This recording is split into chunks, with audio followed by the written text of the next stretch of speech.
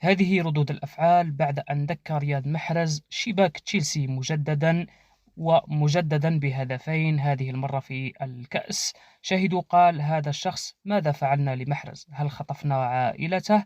كان هذا بتطبيق جوجل تراديكسيون.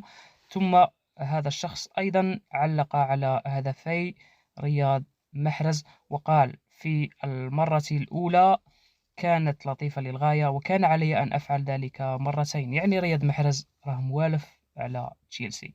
هذا وضع صورة نجمنا الأول رياض محرز، وكتب أيضا حسب الترجمة: كان عليه فقط أن يكون هو، يعني خارج فيهم رياض محرز مجددا.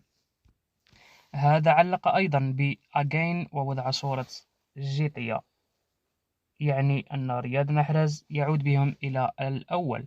هنا هذا الشخص يشكر رياض محرز لأنه منحه تذكرة الدخول إلى الملعب، وشكره على الفوز، وقال له أن زوجتي تشكرك أيضا على هذا الهدية.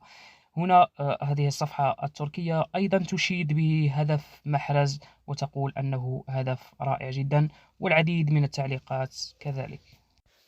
هذا الشخص وضع صورة تشيلسي والمشنقة، يعني أن رياض محرز شنقهم، وبالتأكيد حصل على رجل المباراة ب9.1.